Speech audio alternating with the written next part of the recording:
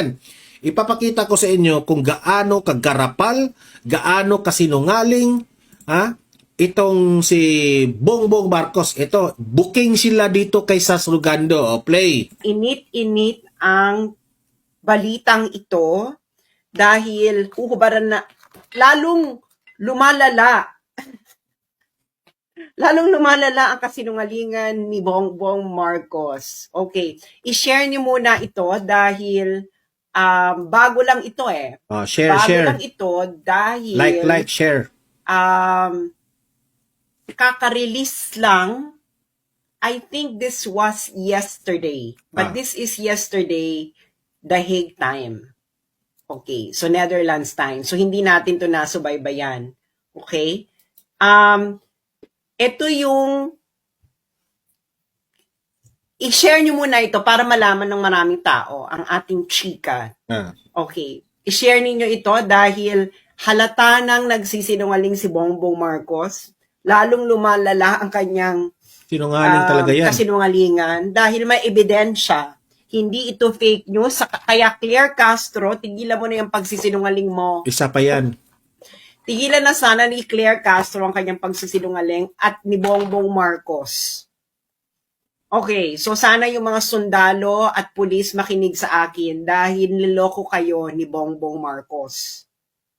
Which is what's going to be revealed. And hindi ito fake news because this is based on evidence galing mismo sa ICC. Explain yan ni Sas. So, i-release nyo ito, i-share nyo na sa inyong mga chat groups, Correct. kainuman, kabarkada, kaek-ekan.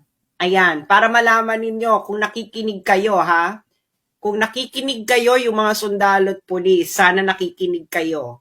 Hindi ba? Dahil niloloko na naman tayo ng ating commander in Coca-Cola.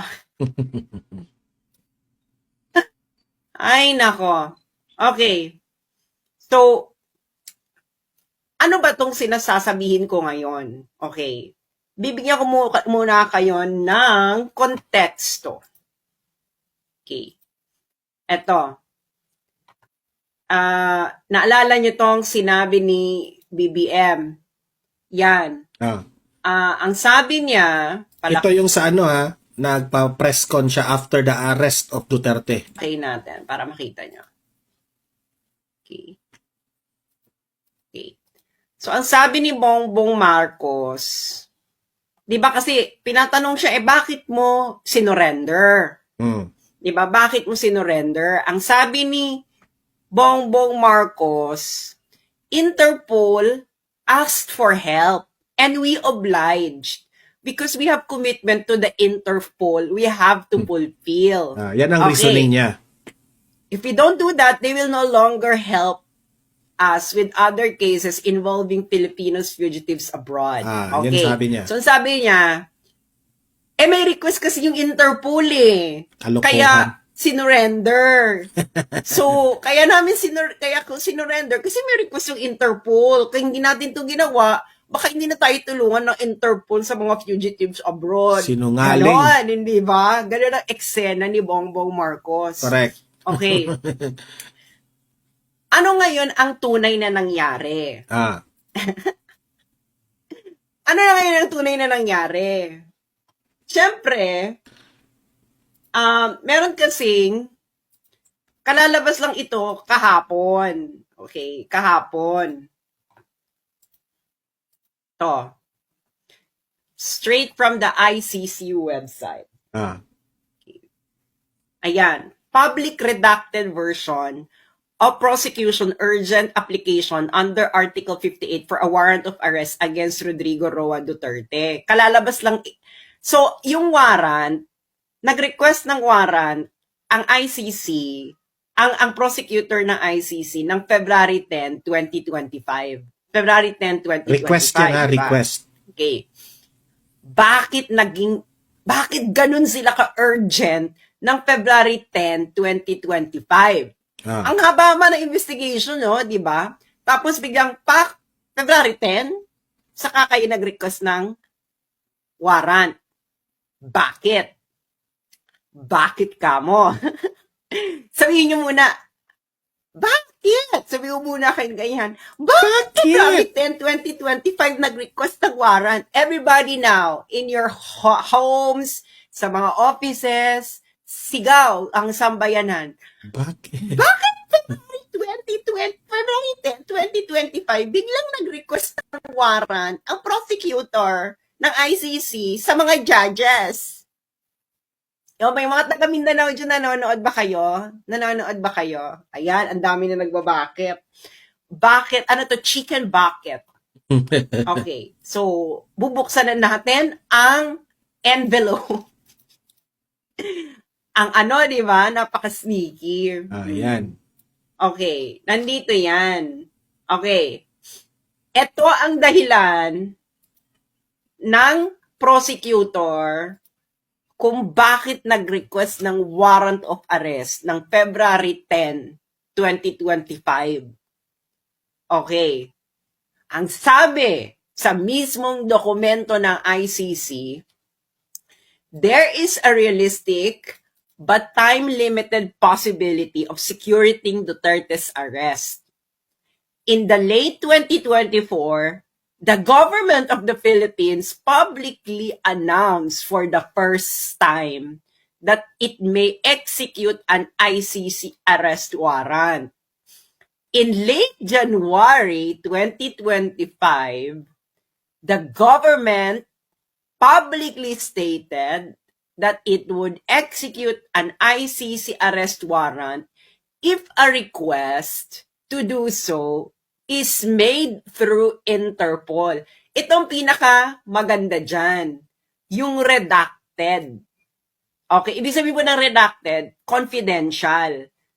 Okay, 570, ayan o, confidential. Ito yung ano niya, may document confidential. Hindi nila nilagay kung ano. You know what, kung ano ito? In the context of this paragraph, it is the government communication to the ICC. Correct. Communication ni BBM. Si Bongbong may salarin. Yes. Because yung mga ganyang communications, they are confidential. Okay? Because they are diplomatic correspondence. Grabe. That's why it is redacted. Sabi ng ICC, okay, so nakita niyo yung reason ng ICC, di ba? Public statement ng gobyerno ni Bongbong Marcos. At ang yan ang binasehan ng ICC. Suggestion noong January 2025 ni Bongbong Marcos ng gobyerno niya na i-execute namin ang ICC warrant. Basta i-request nyo lang via Interpol. Binigyan niya ng idea. Nagets nyo na. Nagets nyo na, mga friends. Nagets nyo na. Kung nagets nyo na, madali namang magets, di ba? Correct. Di ba? Sinungaling talaga si Bongbong Marcos. Okay. Tapos, after nun, biglang may redacted. Di ba? Kasi kung public announcement yung redacted, hindi mo naman i-redact. Kaya yan Meaning to say, may nilabag si Bongbong Marcos. Hindi na tayo, hindi na tayo miyembro ng ICC, pero bakit nakipag-communicate ka dito sa ICC? Kupal ka talaga, Bongbong Marcos? Official government communication to the ICC, kaya redacted. Nagets nyo? Okay? Usually kasi pag diplomatic correspondences na ganyan, redacted yan. Okay? So, niredact nila. Okay. Should this eventuate, the prospects of arresting Duterte will likely disappear. So, ano ibig sabihin yan? Kung mangyari ito, okay, should this eventuate, the prospect of Duterte will likely disappear. Ano yung dito sa redacted? Ano dito yung sa redacted? Correct. Magkatabing sentence eh. Ano dito yung sa redacted? Ang sinabi ng ICC na should this eventuate. Ano yung ibig sabihin nun? Ibig sabihin na should eventuate, kung mangyari ito, ang possibility na ma-arrest natin si Duterte ay mawawala. Okay. So may sinabi ang Sa redacted. gobyerno ni Bongbong Marcos or anyone, okay? Si Bongbong Marcos or whoever, na nandito yan sa redacted. Ngayon nangamba ang ICC doon dito sa nakalagay sa redacted. Na kung mangyari yung nakalagay sa redacted, baka hindi na nila ma-arrest si Digong. Ano yung binalaan? Ano yung binalaan nyo sa ICC? Bongbong. Yan ang Na kung tanong. mangyari yon, baka hindi na nila ma-arresto si Digong. Ano yan? Baka matanggal ka sa pwesto? Tawa. Kaya, nangamba ang ICC na kung mawala ka sa pwesto, ay baka hindi na nila ma-aresto si Analysis lang yun. No? Duterte. Kung anong sinabi niya dyan sa redacted. na-gets nyo na. Sinungaling. Kaya, isang malaki na namang budolero ang ating commander in Coca-Cola. O, kayo ang nagbigay eh. O, Correct. kayo, February 10, 2025, nag-apply ng warrant urgent. Bakit urgent? Kasi, kaya urgent, dahil nga, Election. dito sa redacted, kung mangyari itong nakalagay dyan sa confidential information, baka hindi na raw maaresto si Digong. Ano kaya yun? Philippine government. So, you are actively nakikipagsabwatan Sa kayo ICC. sa ICC. And that's illegal. Okay? Yung sinabi mo, Bongbong,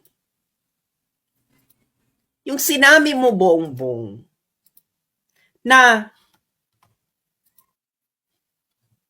hindi ka nakikisabwatan, gusto mo lang sundin. Ipapost ko ulit para for more impact. Yung paeklabo mo na ay hindi. Kasi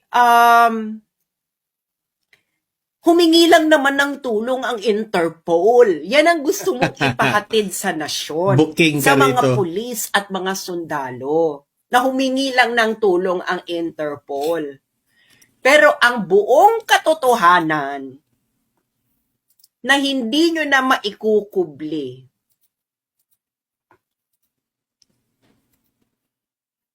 kayo ay actively nakikipagsabwatan sa ICC.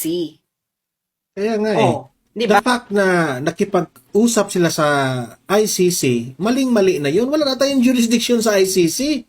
Tapos meron pang redacted dyan kung anong sinasabi ni Bongbong Marcos na confidential yan, na hindi dapat isa publiko. Ha? Sinabihan nyo pa ang ICC siguro, di umano, na kapag na bla bla bla, hindi na ninyo mahuli si Duterte. Di ba? Huli ka dito, Bongbong Marcos. Interested ako dito kasi hindi ito marireveal kasi this is a confidential information. Correct. Itong sa redacted. Okay? Kasi dahil sa redacted na yan, sa official government communication, sa ICC, nangamba ang ICC, ang prosecutor ng ICC. Naku, kung mangyari yung nakalagay sa redacted, baka hindi na natin maaresto si Duterte. Baka nga, nangangamba sila na baka mawala na sa pwesto si Bongbong. At yun yung nakalagay sa redacted. Na maybe there's a possibility na mawawala ka. At kung mawala ka, mawawala na yung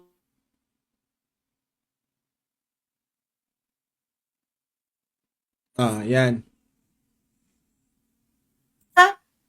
ay hindi sumusunod lang kami sa Interpol.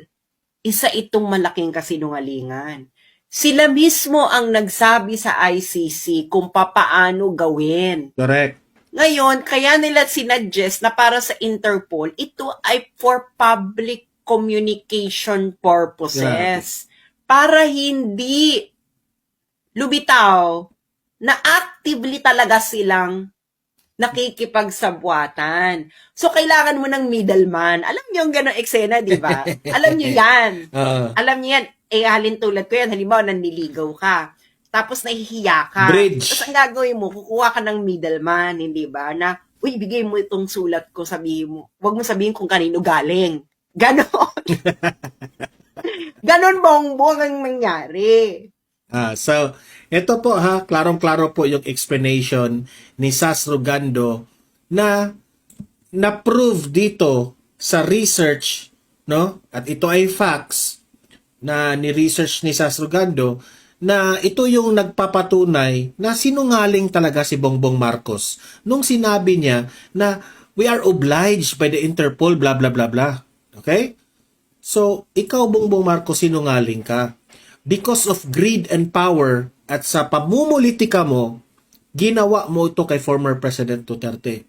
Marami ang mga nagsasabi na itong ginagawa nyo ngayon kay former President Duterte, this will be forever na hindi malilimutan ng taong bayan. Sabi pa nga ng mga political experts na this is the end of the political career ng mga Marcoses.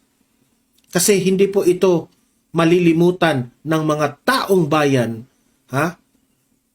na magagalit.